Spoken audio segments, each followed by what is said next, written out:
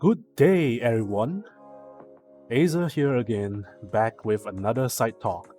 This time it will be pretty chunky, so this time around I'll be covering something that I believe it's more like an umbrella term of gaming in general, instead of just solely on PSO2 NGS.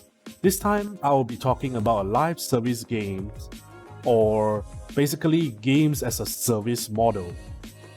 Grab your popcorn and maybe some drinks, as it's probably going to be a pretty long topic this time around. So, do you remember back in the good old days of gaming?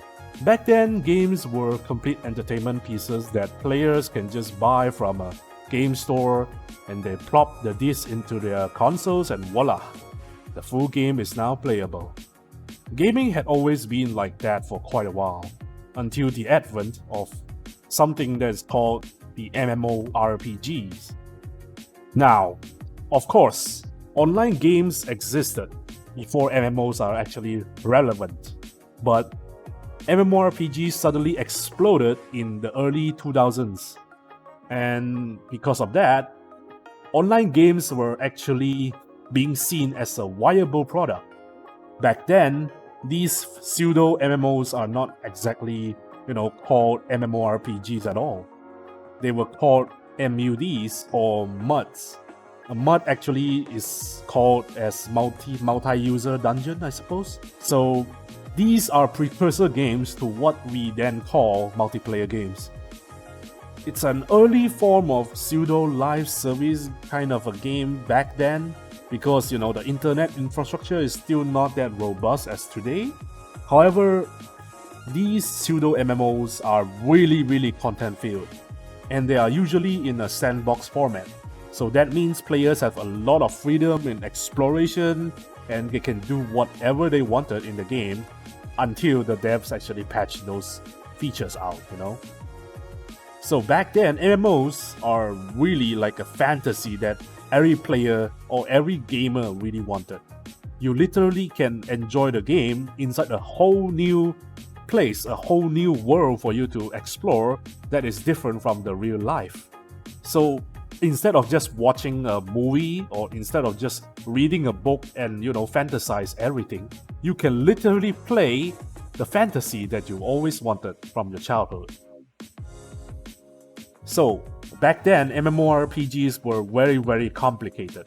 There is no easy mode around it. It is very tough for casual players to get into MMOs RPGs unless they invest all of their time learning about the systems and getting used to the meta.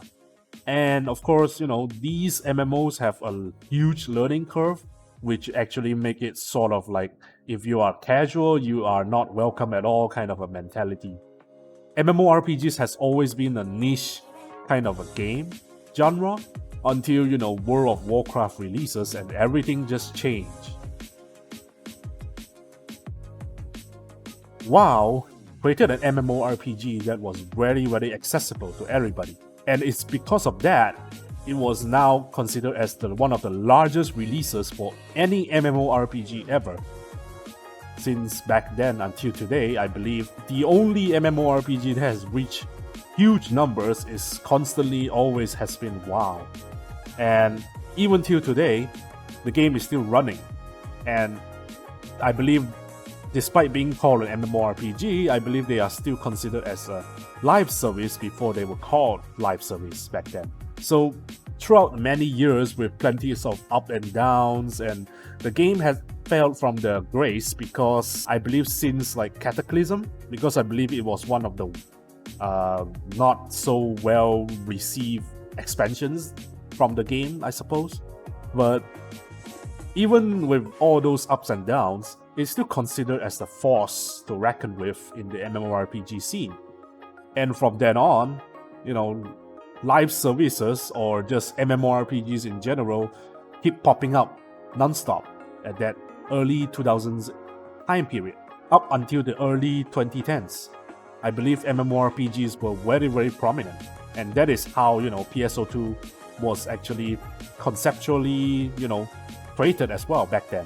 Fun fact as well is that PSO, the first Phantasy Star Online is actually one of the earliest pioneers of console MMORPGs. So yeah, it's actually a fun fact that I believe a lot of people probably need to know about, because SEGA has really outdone themselves back then when they have the SEGA Dreamcast and all, you know.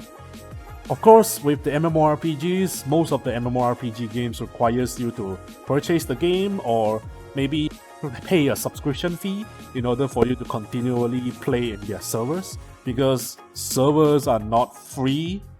They need to earn money to, keep the servers up, or else, the game had to be shut down because they are online games. A lot of games back then is actually, a bit more different than the live service games we have today, as most of those games have their own single player campaigns, and you can literally just play that game offline if you wanted to without the whole live service component of the game.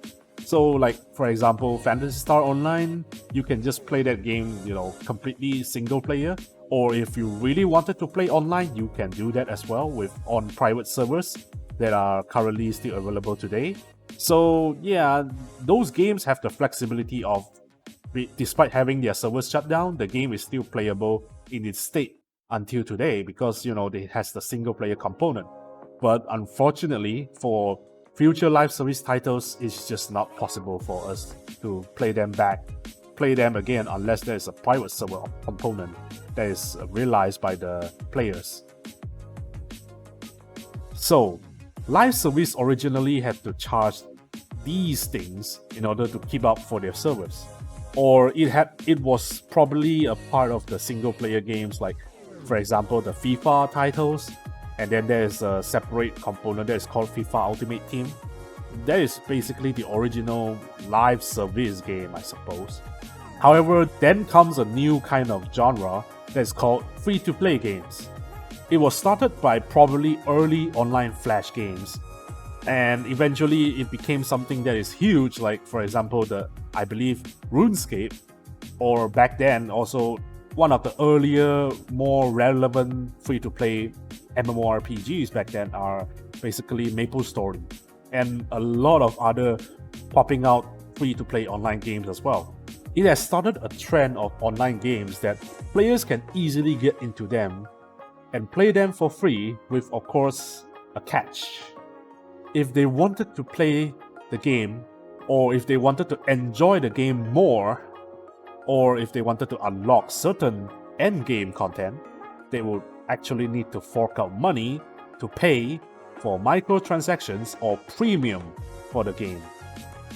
It was this free-to-play genre that has also gave birth to a lot of mobile games today. Like, if you ask me, what are the most popular mobile games today, they are most likely going to be free-to-play titles. And of course, eventually leading us to free-to-play live service games, which are probably the most popular games that are being played by the most players in the world today. League of Legends, Fortnite, Genshin Impact, Clash of Clans, Uma Musume, Overwatch 2, Destiny 2, Lost Ark, whatever that is, free to play, or a single purchase, or a subscription. But in game, they also have their own cash shops, and they usually charge, exorbitant amounts of money for either their cosmetics or their loot box systems. So this whole loot box fiasco originally started from EA with their FIFA Ultimate Team, and a precursor game from Nexon that has experimented with microtransactions, which eventually had them implemented into MapleStory's very, very pay-to-win gachapon loot box. So, of course, regardless if these games are pay-to-win or not, it is not our topic today. So let's more focus on the live service component that has become so common these days in our gaming landscape. Now, with all the advent of live service games today, it had become one of the most prized monetization methods and player retention strategy for most game companies nowadays. Well, why, you might ask? Pretty simple. Everyone loves free. The word free is always everybody's favorite monetization, but The problem is, free doesn't bring you money. But if there is a free game that people can play and get into for free, they might actually consider to put a bit of money or just fork out a little bit of money to pay for microtransactions as a show of support to the game. And if they played a lot of the game, for example, if they were too into the game, they might not even notice that they have spent a lot more than what a full-price single-title game could have costed them. Because there is no limits on how you can actually purchase in a live service game, it means potentially whales dropping in massive amounts of cash just for buying useless digital items provided from the game for free. This is huge for game companies and investors alike, as they see this as recurring revenue, and that is why live service are being so normalized today, because they wanted all the profits from this live service model. The game developers are the worst casualties coming out of this whole live service model. If a game is completed at launch, it usually means that they have completed the whole development cycle of a game. By then, the developers would then be compensated by how good the game performance has and their sales numbers. And they can probably move on to do other projects or games as well. But what if the game was a live service? The whole game development cycle would actually change drastically. Now, game developers not only had to develop a game from scratch, they would have to put in the effort, as much effort as a full game, but they would also have to make sure to do a lot of bug fixing, a lot of maintenance, because the game is constantly online in order for them to be considered as a live service. On top of all that, they also need to develop more new content recurringly per monthly basis so that they can keep their game alive and they can keep their players playing their games instead of running to another game to play. So I know a lot of players are like constantly disliking live service games or just free to play games that have live service, because it generally took very long time for a live service game to have that huge content drop. Hence, the players always, get impatient and they always lash out at the game and calling it a crash, when in fact, the game developers themselves are working their ass off to just literally crunching or just tirelessly working on churning out as much content as possible, while their higher-ups all just get paid and their investors are just all happy instead. Like, players always just see this one-sided view of like, oh, the game is trash because there is no content, because the game lacks content. Oh man, I wish this game is not a live service because this game is so trash as a live service. However, players mostly should not direct their hatred towards the game developers, because they are just doing whatever they are told.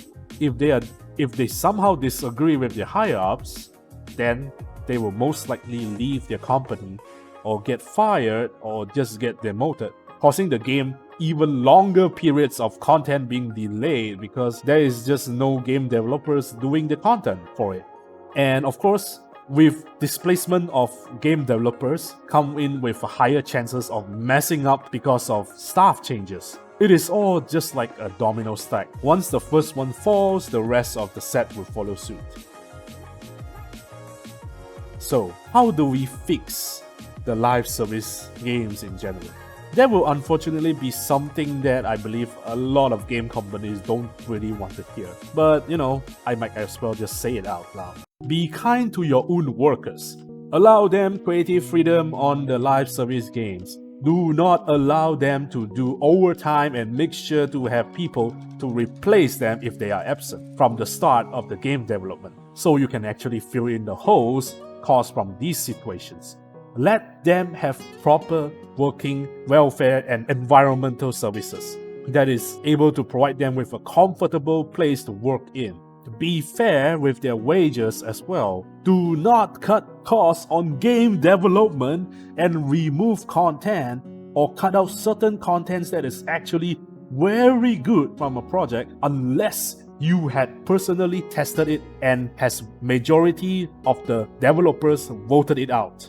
Make sure to not abuse game developers. Do not assume that a game developer is another labor worker. They had to be considered as professionals, hence why you always need to have an open mind and listen to their requests and feedback on how to improve the game better than their current situation are. Most importantly, of course, allocate enough budget into game development. This will then provide the best tool for the game developers who are probably much more suited to use them instead of forcing them to use a bad game engine or just don't allow them to use tools that they should have been using from the start. When you hear all of this, you might be wondering, hey, isn't this like basically the same thing as normal working conditions? Like normal working etiquettes? I have to say, unfortunately, yes. But in the gaming industry, unfortunately, for game developers in this day and age, it is just very, very bad. I don't understand why, but game developers are being abused left and right, and a lot of game companies are being called out and still have zero action taken on them.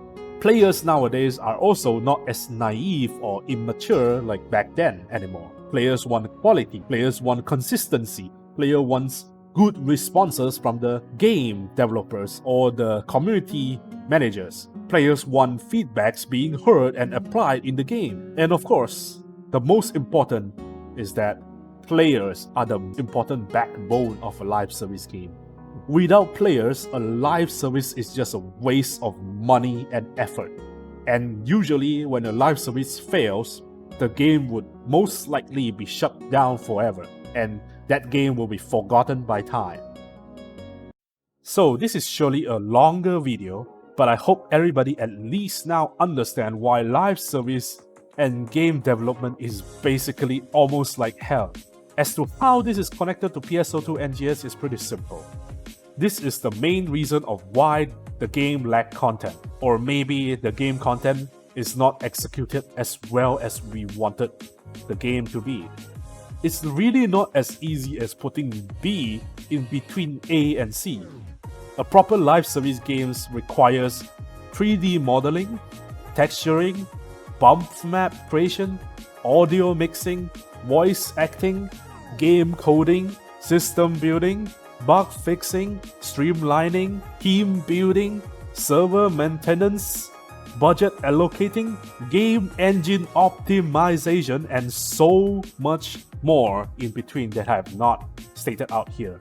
It is one of the most intensive jobs in the world in front of a computer that I can actually safely say that, you know what, just give them a break, shall we? They are human beings with families after all. And I hope that game companies, regardless of what kind of game you are currently making or building, please, for the sake of us all, just treat your game developers fairly. This is the main root cause of a lot of games becoming very, very bad because, it always happens when there is incompetence or just plain bad management of the project. I would like to thank everyone for watching this video up until this point. Wow, you guys are just heroes or something. I would like to shout out to Karopi as he had watched my first episode of the Sidetalk series as well and have managed to, discuss about it in his latest podcast as well. I really wanted to thank you for that because that is actually a very, very good encouragement for me to continue with my series, and hopefully in the future I will probably explore more topics like this and just topics about gaming in general and maybe things that are related to gaming.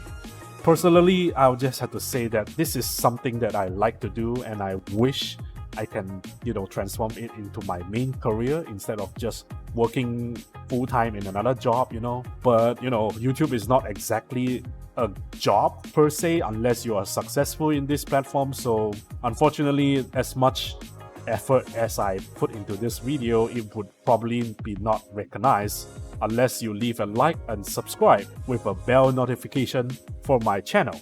And if you want more content, maybe do that as well, so that I can get more support and hopefully I'll be able to express my love for gaming in general and of course to PSO2 NGS. So this is the end of the video. Hopefully you guys enjoy it, and I wanted to say thank you once more for everybody. Sayonara.